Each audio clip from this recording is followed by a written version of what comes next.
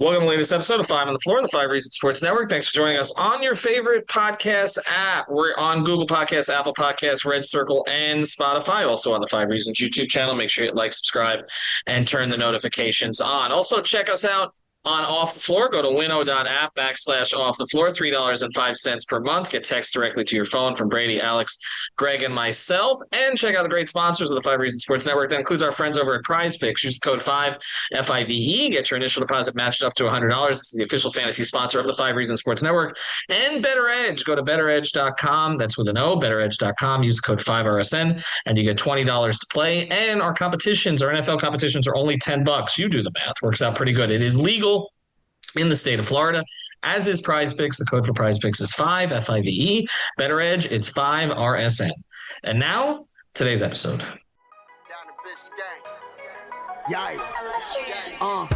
Five on the floor, ride for my dogs. Where here's the thing, you can check the score. Hustle hard, couple scars, wearing bubble frogs. Just like Butler said, you in trouble, y'all. Kept the floor playing, got it all band. Y'all seen the block, stop with one hand. And Pat we trust, inspire, have the guts. We're here to bring the heat, y'all can hang it up. Welcome to Five on the Floor, a daily insider show on the Miami Heat and the NBA, featuring Ethan Skolnick, Greg Sylvander, and Alex Toledo, plus others from the Five Reasons Sports Network. All right, welcome back to Five on the Floor here at Kasaya Center. I'm here with Brady Hawk. We just finished watching the red, white, and pink scrimmage. I'm not sure that we really watched it as intently as maybe we will watch other games coming up, including the preseason game against Charlotte, which, if you're listening to this on a Tuesday, is actually tonight. But we did see enough tonight, I think, to at least draw three. We have enough, as Eric Spoelstra says, to draw three conclusions. Of course, the game was more important for its charity purpose, for cancer research. That's really why everybody was here. The fans had a good time. They mix up the players. So, again, don't read too much into some of the lineups that were here today. Players played on both teams. They switched jerseys. And the regular starting lineup, the starting lineup that we're anticipating, was not out there together, even if they were all on the floor to start. So I think we'll start with the first takeaway that way, which is how the Eric Spoelstra rolled out the two teams, because I think that some of this was purposeful. Now, no Caleb Martin tonight. He's dealing with some knee soreness. I don't think he'll play in the first preseason game anyway. It's not serious. He was the only player on the roster who did not play tonight. So everybody else got at least a few minutes. Here were the two lineups, though, Brady. The so-called white team started off with Bam at center with Kevin Love at the 4. Hold that thought. Duncan Robinson, Jaime Jaquez, and Kyle Lowry. The red team started with Thomas Bryant at the 5, Nikola Jovic at the 4, Jimmy Butler at the 3, Tyler Herro and Josh Richardson in the backcourt. Here's the way that I view this, and this is takeaway number 1. I think Eric Spoelstra wants to get an extended look at Kevin Love and Bam Adebayo together, because to me that's the likely 4-5 combination to start the season. And I think he wants to get an extended look at Josh Richardson and Tyler Herro together. Now, again, it was just the first quarter that they played that way. This was a loose charity type game. But they need to get some reps with Tyler and Josh together, right? And I think even though we saw it last year, Kevin Love slimmed down a little bit. We've talked about that. Getting Bam and Kevin out there together at the beginning. And, of course, Jimmy could plug in with either. Yeah, I thought the more meaningful one probably was the Josh and Tyler thing, just because that's what everybody's been kind of wanting to see, how they play off each other. And when you were kind of saying that was your takeaway, my main takeaway from that specifically was that Josh was handling a lot. Like, when we're talking about the fact of who plays point guard, who's this and that, I don't think Josh is going to be the quote-unquote point guard, but he's more the point guard than Tyler Herro. Tyler Herro is going to play the 2. He's going to play off the catch. He's going to initiate certain sets, and trust me, we're going to get to Tyler Herro because he's going to get shots up. But I think Josh is more of the one in that specific lineup. So I thought that was interesting. There was even lineups where he was playing with guys like RJ Hampton or somebody else, and he was still running one. So I think what they're trying to do is they're trying to see what Josh's point guard skills look like. And I think that's what you're going to see in the preseason. They're going to try to give him as much on-ball reps as humanly possible. But it does make sense when you were just kind of listening. Like they just kind of gave the potential front court starting lineup on one team and the potential backcourt on the other team. It kind of just mixed things up, as you said. But yeah, that was kind of the thing, the main takeaway. How do Josh and Tyler look? We don't really know from this, and that's what I'm kind of hinting at. Like the only thing to take away from that is Josh plays more ball handler, but like how they play off each other, we're still yet to see. That is going to still be kind of more so for the preseason. Yeah, I think that leads into our next one, which is Tyler Herro specifically. And Tyler tonight played 17 minutes, all in the so-called first half.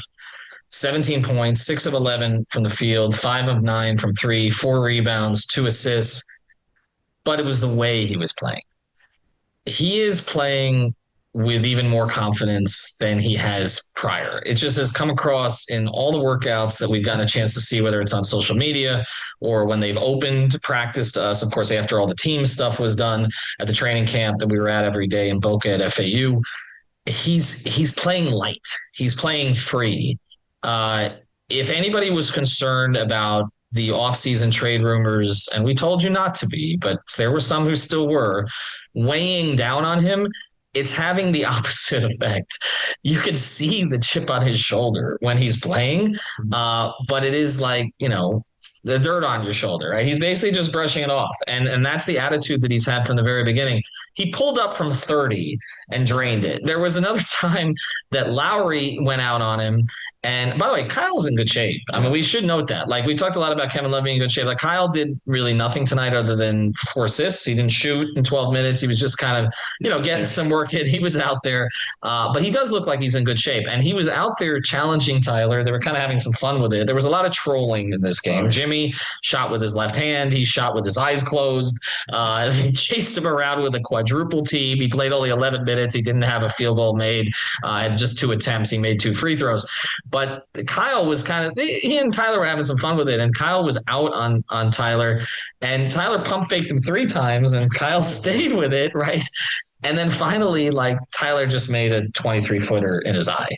And that's the way that he's been this entire time. I thought of all of the regulars, Tyler jumped out the most tonight. Again, doesn't mean that Jimmy Butler suddenly washed because he didn't have a field goal tonight. Bam had a couple moments as well. He was 6 of 12 from the field, 12 points, 6 rebounds. But this was, to me, really about Tyler Herro continuing what he's been doing throughout camp. And then Eric Spoelstra said at the end, he says he's poised for a big leap this year. He has said that continually. This is Tyler's 5th season, but he's only 23 years old. And what does a big leap look like? I guess that's the question. As you've watched him in this tonight, but really more so when we've just kind of watched the way he's carried himself through the workouts. And again, from what we've gotten to see of training camp, what is a leap for Tyler? So I think that's an interesting question because I actually, if you heard it on 5 on the Floor, when I talked to Tyler, he kind of hinted at the fact he wants to take a similar leap from year 4 to 5 as he did from 2 to 3. And he was pretty much saying he feels like he can do anything on the floor offensively. But the thing he would throw in at the very end every time he brought that up was just more efficiently. So I think that's the next leap for him, is kind of doing it in similar volume and just kind of tuning up the efficiency parts. And what is a way to do that? Making your shots easier, number one, maybe less long twos and certain shots that maybe you just got to get to the lane a little more, maybe certain stuff finishing wise, maybe that's getting to the line a little more and just kind of opening up ways players the venue. So I think efficiency is kind of the main thing. But definitely from this game, he stood out. I said to you even earlier, I was like, out of all the shooters that have been in Miami, we've watched shoot around in training camp or before games and everything, there's no one more pure than Tyler Herro's jumper. So, like, putting him out there in a scrimmage where everybody's just chucking up threes, like, yeah, he's going to stand out and look really good. So, which he did.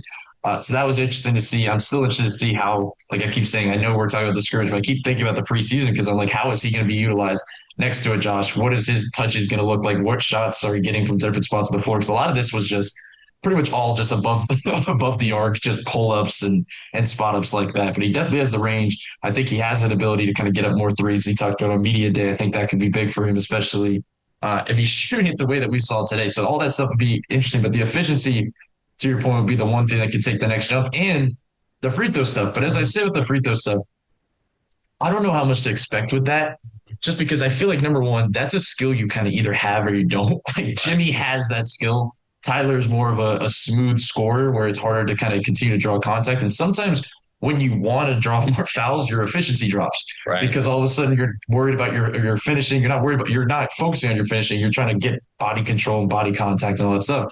So it's a balance. So I kind of am curious to see how he kind of treats that. If he leans more in the efficiency range or more in the I'm going to throw my body around range. All right. When we come back, we're going to talk about two young players, or relatively young players, one who was drafted and one who was not.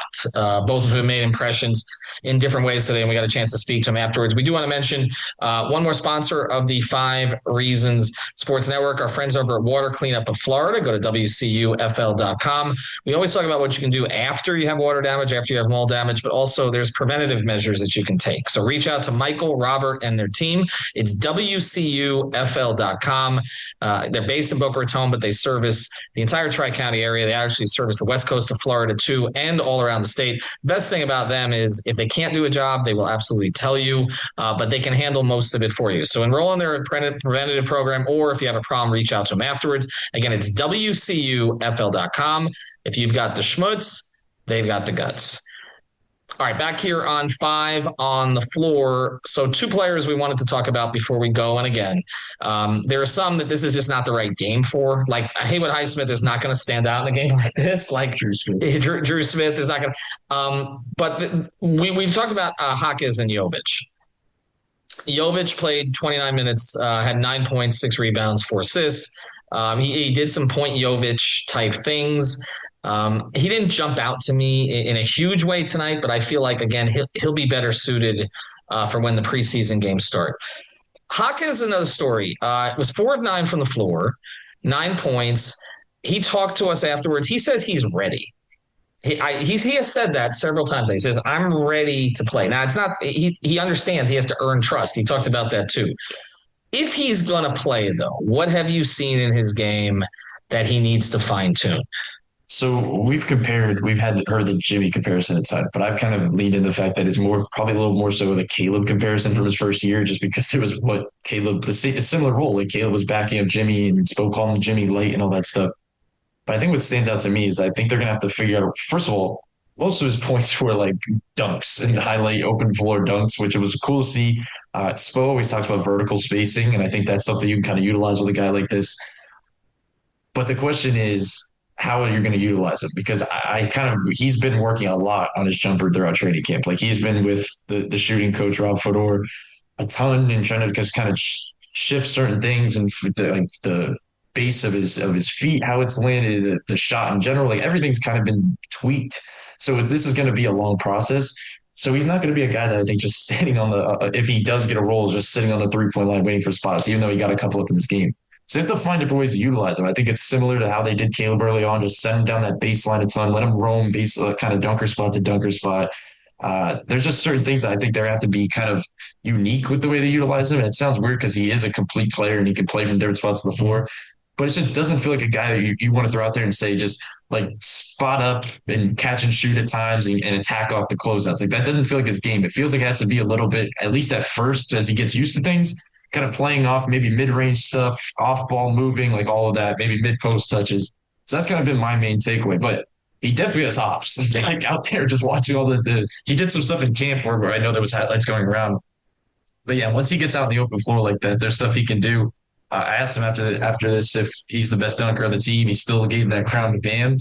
But the dunking stuff is just a precursor of, I think, what they can do specifically with him above the rim, like in that certain wall. Yeah, and everybody always has to say Bam. Even DJJ used to say Bam when DJJ was with Bam here in Miami. Excuse us because we've got some carts going. It's been that kind of night. But there's one more guy we want to make sure we get to, which is Cole Swider. And he spoke to us after the game as well. If you've been following us on Twitter, there's been a lot of chatter about Cole Swider. They need a movement shooter.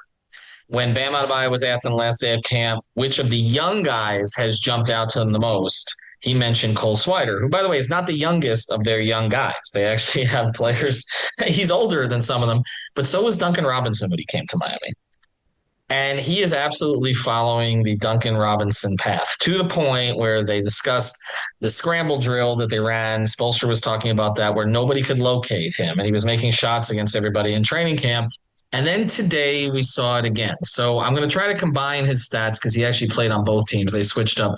Well, he was 0 of 3 on the white team, but apparently there was a different Cole Swider on the red team, because on the red team he was 9 of 15, 6 of 10 from 3 for 24 points. He actually finished overall with 27 points, which led everybody tonight. the comfort with which he shoots the three. Mm-hmm. And I asked him about that afterwards. And obviously, look, defense, he has to play some kind of defense to get on the floor. I guess what I don't understand is the Heat are developing this guy, and clearly he has jumped to the head of the pack of their shooters. And clearly he looks like a player they're going to keep. So why is it that Laker fans are responding the way they are about him? Where it's just like they seem like 90. I know Laker fans can be very harsh on particular players, but there was a frustration level with him. I'm not seeing anything to be frustrated about. The guy looks like an elite shooter. He finished in transition a couple times. I know this is not what you're going to see in a regular season game. But like this is the type of guy that like in 3 years, it looks like the type of guy where in 3 years we're going to be talking about, do they pay him to keep him? we're back in that cycle. He jumped out tonight, though. There's no way around it. And he does carry himself with a certain confidence. Like he says, I know, he basically said, I know he knows he's an elite shooter, right? Oh, for sure. And the thing I've been saying is that there's like certain points maybe in camp where if he's not super efficient, the one thing that's stuck out, even back to summer league, even into camp and even to now, he can get the ball up. Like no matter what, like he is getting shots up. He does not have trouble. He's also obviously 6'9", so he can shoot over the top of if he's getting a switch or anything like that. But he's also not afraid to shoot, which we always hear the stories about kind of Spo or the coaching staff yelling at a player when he passes up a shot. And he went through a camp where he didn't have any of those problems. Like he just not passing up many shots. And that's not saying he's selfish. That's the role he's in. Like that, if you're a shooter like that and a spot up shooter and you go out there and you're passing up shot after shot, you have no reason to be out there. Like you have to take advantage of it. And not only did he do that in the scrimmage, the shots he was hitting were very tough, and he was not hitting rim on most of those. He had one specifically. I don't know if you remember. They did like they're always the same baseline play where they set a pick and it's kind of a fading shot in the corner or kind of a baseline two. He ran that into a corner three, like fading really hard, like Wayne Ellington, Duncan Robinson type fading, and kind of nailed it. And I was like, yeah, this the movement shooting is very intriguing because he has the spot up stuff because his shot always looks the same. Like you were kind of talking about his mechanics, like his base is wide, his shot is clean, like all of that. But when you're able to do that on the move like that as well at his size, it's definitely intriguing. My question, I think the one downside is maybe longevity over a season. Will he be able to sustain that? Does he need to get in Heat shape or stuff like that? Maybe potentially, because obviously defensively, if he has to move around a little bit more, you're going to need to not be as heavy down low. So it's like, that's going to be the stuff we have to get to eventually, but he has to get a contract first before we start discussing that. Right. And the stuff he's doing right now is earning him a contract, in my opinion. So it'll be interesting to see how he gets a spot, but I think a definite two-way is necessary, especially with the lack of shooting on his team. Now, my math is not so great here because I'm trying to add this up on the stat sheet between the two teams, but I just, on a quick count here, I think he led them in minutes tonight too, which is interesting because it does mean they want to continue to take a longer look at him.